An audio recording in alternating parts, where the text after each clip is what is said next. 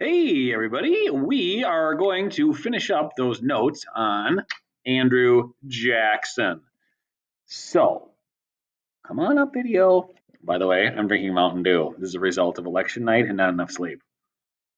Hmm, delicious, though. Okay, so just to remind ourselves of where we're at. Jackson's gotten himself elected president. He is the man of the people. He's against the East Coast elite. He shrinks government, but has the spoils system.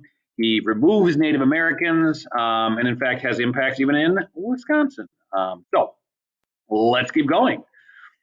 Okay, this gets a little complicated. I kind of wish we'd been able to do this in class, but let me talk about it. In 1833, or 32 and 33, there was a tariff up to be renewed. It is part of the American system, which was supported by Henry Clay. Put a tariff on foreign goods, they're more expensive. And there had been tariffs every 4 years 1816, 1820, 1824, 1828. Here's the deal. By 1832, South Carolina was pretty clearly not going to industrialize. South Carolina had put all of its resources, or a lot of its resources, into cotton and slavery, that lifestyle. They wanted to buy cheap foreign goods. Having to buy American stuff because foreign goods are more expensive does not seem particularly fair to them. They feel like these tariffs are designed to hose them over. So when the tariff of 1832 comes up for renewal, they call it the tariff of abominations, an abomination. Okay, so an abomination is something that's terrible. Think of the abominable snowman. Ah, big scary thing. Okay, so they think this is the most terrible tariff ever. South Carolina says, we ain't following the tariff. We don't have to follow it. We should be able to bring in cheap foreign stuff. And John C. Calhoun, who is the former vice president of the United States under Jackson, is going to articulate a doctrine of nullification. What nullification says is if you do not want to follow an act of Congress that you feel is immoral, you do not have to follow it.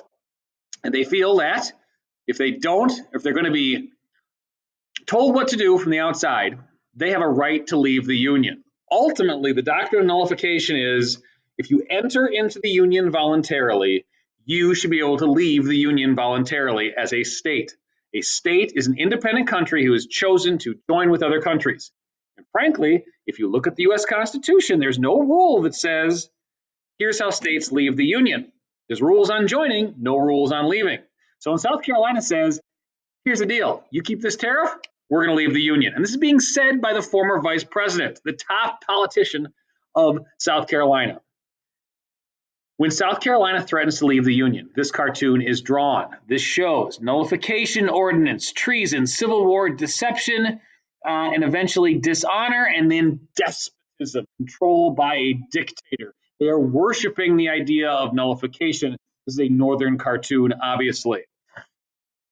Jackson, threatens to send U.S. troops into South Carolina. He's like, I'm going to hang every one of those last traitors. There'd also been an incident during Clay's presidency, or during Calhoun's vice presidency, where his wife had insulted another member of the cabinet's wife, and eventually Calhoun had to step down because he had social issues with Andrew Jackson. By this point, Andrew Jackson's original wife had died, but he was very sympathetic to guys who got made fun of because their wives had issues. Remember the polygamy thing or the polyandry? Anyway, so nullification crisis is actually a precursor in some ways to the Civil War, where the South is saying we have a right to have our lifestyle, which is slavery, but to have our lifestyle and not be told what to do by an outside force. In the end, instead of having Jackson invade South Carolina and hang Henry Clay or hang John C. Calhoun, and Henry Clay steps in Congress and comes up with a compromise. What ends up happening is tariffs will be reduced gradually. So they do pass a tariff in 1833, but it drops. So the tariffs go down. Makes the South happy. They can save face. Makes Jackson save face because they keep the tariff. But keep this in the back of your head because 30 years later, well, 28 years later, we're going to start the Civil War. And by the way, guess what state leaves the Union first in 1860? Ding, ding, ding. It is South Carolina. Okay. Bank war. Remember, Andrew Jackson is very untrusting of big moneyed interests. In particular, the interest rate big money interest he hates the most is the bus, the Bank of the United States. Here's an image of one of the Bank of the United States branches. I think this one's again in Maryland. Here's why he doesn't like the bus. The bus generally sets high rates of interest. High rates of interest make it difficult for farmers to borrow money to be able to build farms and buy seeds and get machinery and do all that kind of thing. The bus also has soft money, which is paper money. Remember, Jackson likes hard money, gold or silver. You should be able to feel the money. It should have value because it's made of something valuable, not because it's just paper. He also feels it's controlled by rich coast elites who keep the interest rates artificially high to be able to hose over the common man. So that's what Jackson feels about the bus. What's the argument for the bus? It creates a stable money supply. In fact, money can be added into the economy to stimulate it. Money can be taken out of the economy if it gets too hot. More money in the bad times, less money in the good times. It gives the government sort of a steering wheel to the economy. Not perfect, but it does have control of the money supply. Jackson thinks the free market should control the money supply and that the federal government should just issue hard money. And that's it. So, Jackson is well known in this position. Henry Clay, who wants to run for president, decides to make the bank an issue in 1832. So here's what he does. Oops, here we go. Here's what he does. No. There. Okay, so in 1836, the bank's charter is set to expire, meaning the bank is going to essentially stop existing in 1836. So in 1832, Henry Clay decides to get ahead of things and try to renew the charter of the bus to make it an election issue in the election of 1832 because he wants to run for president. So he puts the charter up in Congress to try to make it a campaign issue. He feels that the bus will be popular. The bus creates financial stability. He's going to trick Jackson into having to battle with the bus. Jackson says no. He vetoes the bank bill. And says, you know what? It'll exist till 1836, but I'm going to kill it. In fact, one of his quotes is, the bank is trying to kill me, but I will kill it. That's how Jackson feels about the bus. So he vetoes it, but it's still going to exist for another 4 more years. 1836 or 1832 election, Clay comes off as a big moneyed supporter. Clay only picks up 25% of the popular vote. Jackson picks up an overwhelming 55%, 77% electoral votes. Clay had picked a bad issue. Clay is going to be the first ever Whig candidate. The Whigs were the anti-Jackson party. Now, here it says they're National Republicans. They're Whigs. And Jackson wins in a landslide. This is Jackson battling with the bank. These are the heads of the board of directors of the bus. Jackson's there with his cane, which he's famous for carrying around, beating back the bus. Now, Jackson not only has stopped the bus from getting renewed, he wants to kill it dead. He wants to kill it now. So what's he going to do? Well, let's just see what he's going to do. Whoa, did you see that spin? He is going to withdraw all federal funds from the Bank of the United States. So the bank was actually a quasi-private entity, so it doesn't take out all the money, but the biggest depositor is the United States government. He takes all that money out and puts it in banks controlled by his friends, state banks. So all this money supply goes out to these state banks, which then they can loan out, and it's going to stimulate the economy. The head of the bus, a guy named Nicholas Biddle, he is the bank president. Nicholas Biddle is going to get in a bitter bank battle with Andrew Jackson. And what Biddle will do is jack up interest rates. He's like, okay, I'm going to constrict the money supply and I'm going to strangle the economy, and Jackson's going to get blamed. Well, that's not how it ends up turning out. Jackson says, Biddle, you're going to lose your bank battle. And he does. Biddle gets blamed for the economy going down the crapper. Biddle gives up. The bank is basically a zombie bank until its charter expires in 1836. This is Jackson, and this is the ruins of the Bank of the United States. And here's the devil, and this is the people cheering for Jackson killing the bus. Here's the problem. The end of the bus gets rid of the federal government's way to have any real good control of the economy. 1836, they pass a Distribution Act. All of the bus's money gets distributed to small banks. They also pass a law in 1837, which says that if you're going to buy property from the government, you have to pay gold or silver. Okay, here's the problem. There isn't very much gold and silver in circulation. So what that means is the value of land in the West is going to plummet because less people are able to buy it. This gets a little complicated, but the gist of what happens here is there's less money to buy property, so the existing property declines. If you wanted to get out of the market, you would have had to sell your assets, and you don't have any assets that are valuable anymore. So the entire economy collapses, and we have a panic. The economy collapses in 1837. Well, Martin Van Buren is president. Jackson had left the presidency months earlier. Jackson ends up historically not being blamed for the collapse of the economy in 1837, even though his destruction of the bus is largely what led to the Panic of 1837. And pretty much from 1837 on, roughly every 10 years, we will have a panic. And the US government can do very little about it because there is no national bank. We are one of the few industrializing countries on the planet at this time that doesn't have a national bank. It's such a failure, this policy, that in 1907 we will we'll have a last panic, and that will inspire people to create the Federal Reserve, which is our current national bank. So tuck that in the back of your brain. Jackson's popular move ends up being a disaster for the US economy. It was popular, which makes you wonder, is it always best to do what the people think is a good idea, even though fundamentally it's a bad idea? Ooh, philosophy. Okay, next. We have two political parties that emerged during Jackson's period of time. We have the Democrats. The Democrats had come out of the anti-Democratic Republican Party. They do not. They are the Jackson Party. Jackson founds them. Their philosophy: small government, anti-big business, strict construction. So limit size of the federal government, which in some ways is a combination of what today's Democrats are like.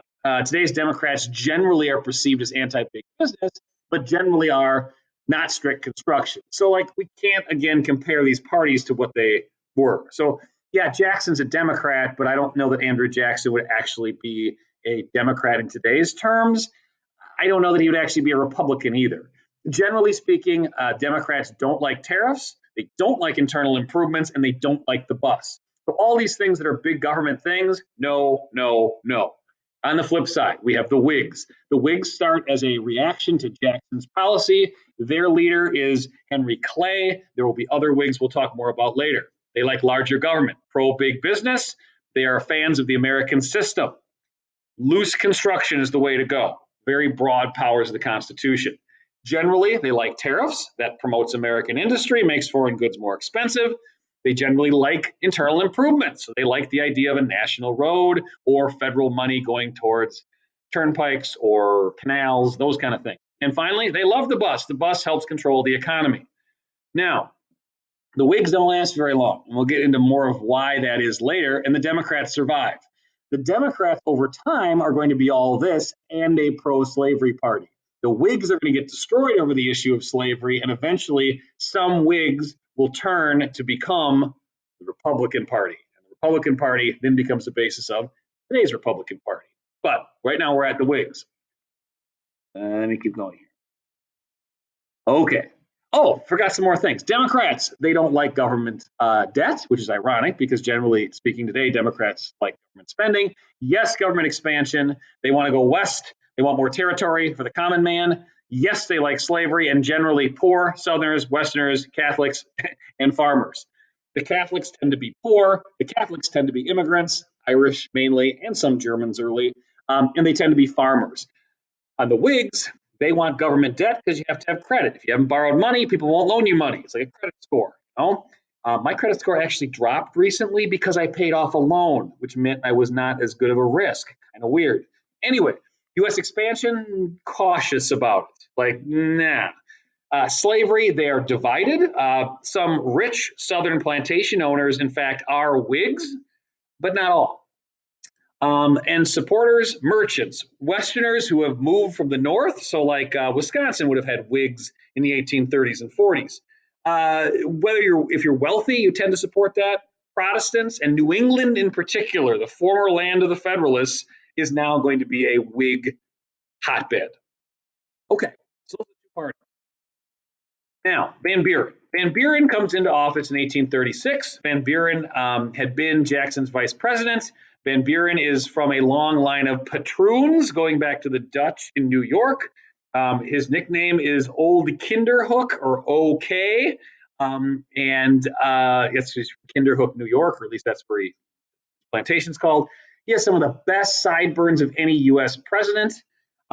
Wins against three Whigs pretty handily. Once again, Henry Clay ran for president again. We should be getting a trend here. Henry Clay can't buy a presidency. One of his quotes he says is, "I'd rather be right than be president." Well, I hope he was right a lot because he sure wasn't president. Anyway, 1837, we have the Panic of 1837. In fact, this is a picture depicting the Panic of 1837. We have the worship of gold. We have a reserve fund going down in flames. We have drunks in the streets. We have pawnbrokers. We have people trying to run to banks to get their money out. It's a great picture. If you ever get a time, you can actually Google Panic of 1837. You go to all details. There's like schemes here. People are out of work. This is what a panic looks like in a cartoon version. It's a mess. Okay, so Van Buren, a couple random things that happened. The Caroline affair happens with Canada. There was actually an incident where we were actually sneaking weapons to some Canadian rebels against the British, and we get caught. The ship, the Caroline, was smuggling in these weapons, and we get caught. It does not lead to war with Britain, but it could have. There's another war in upstate Maine called the Aroostook War. We'd never defined our northern boundary with Canada in Maine. It's all been pine forests. And in 1838, Canadian lumberjacks and U.S. lumberjacks start fighting each other in a lumberjack war. And there's a couple dozen lumberjacks that are going to get killed. It's not a full-blown war, but once again, it does show some tensions here with Canada. Remember, Canada is still 30 years from becoming independent of Great Britain, so we're messing with the British here. Van Buren also supported the independent treasury, which was sort of like a JV Bank of the United States. It was trying to set up a treasury that would have government funds but couldn't control the money supply. It ends up being a failure. The government really doesn't have a national bank, again, like I said, until 1913. And that's it for the era of Jackson. I got a couple more Jackson things to cover up here. My bad. Okay, next, 1840, we have an election. Van Buren has had the Panic of 1837. It's a disaster. He runs against William Henry Harrison. William Henry Harrison is nicknamed Old Tippecanoe. He should ring a bell because he'd won this battle in Indiana in 1811, becomes a war hero. However, that battle was like 25 years earlier. So he's a 67-year-old man in 1840. And he's put up because he's a war hero, not because he has some great political geniusness. Also been former governor of Indiana Territory. Anyway, he runs for president as Old Tippecanoe, and he wins. Not on his policies, but kind of on his personality and the fact the economy is garbage. He comes into office, gives the longest inaugural address outdoors, doesn't wear a coat. Was told, wear a coat. Remember, you're sworn in this era in March, so it's cold in D.C. Gives the longest speech ever, ends up at the time weakening his immune system, gets a cold, turns into pneumonia, and he dies. He serves in office for 30 days. So he is the shortest serving U.S. president ever. Later on, his grandson, Benjamin Harrison, will become president of the United States in the late 1800s. And that's the only grandson-grandfather combination of president. We've had father-son, John Quincy Adams, George Bush, those guys. Then, a couple other things about this. The vice president of William Henry Harrison is John Tyler. He was actually a Southern Democrat who was brought onto the ticket to kind of even it out. So we end up with a Southern Democrat as president. The funniest part of this campaign is it's called the Log Cabin and Hard Cider Campaign. I didn't add the hard cider part, but it's often what it's known as. The battle between the two of these guys was basically who's the earthiest. William Henry Harrison says, I was born in a log cabin. And Van Buren's like, no, I was born in a log cabin. Turns out these guys were both from wealthy families. If anything, William Henry Harrison actually came from a wealthy plantation family and was as wealthy, if not more wealthy, than Van Buren. William Henry Harrison had been on the frontier, and he's like, I drank hard cider. Hard cider is sort of the symbol of the everyday man's booze in this era. One reason Johnny Appleseed, if you've heard of him, planted trees on the frontier was so they could grow apples, not to have wholesome fall fests, but to brew the apples into alcoholic cider. And so he's like, I drink hard cider. And Van Buren was perceived as drinking champagne for elites. So in the end, Harrison wins, dies. John Tyler is president of the United States. Harrison, like I said, done in 30 days. John Tyler becomes president. He serves for 4 years, 3.5 or 3 3/4. Here is John Tyler. Once again, we're now in the hey, let's put our collars up style. He's going to negotiate some deals that kind of flatten things out a bit, end some problems. He signs the Webster-Ashburton Treaty of 1842. That negotiates where our boundary is with Maine and Canada. And then up here negotiates our boundary with Minnesota and Canada. And in fact, this 1842 treaty is a mistake, or there's an error in the surveying, and that's why Minnesota has that little part that pokes up. Also establishes the 49th parallel as the rest of our border, going west until you hit the end of the Louisiana Territory. There's some issues over Texas and annexation. I'll get to more of those later. Turns out Tyler is not popular. Whigs don't trust him because he's a Democrat, and Democrats don't trust him because he ran as a Whig. So yeah, he gets this done, but overall, we don't put Tyler in the hall of like wonderful presidents. He gets streets named after him because he's president, but that's about it. So that's it for the era of Jackson. Now, once we get to 1845, we're going to get to a whole like lead up to slavery era. This era of the common man ends in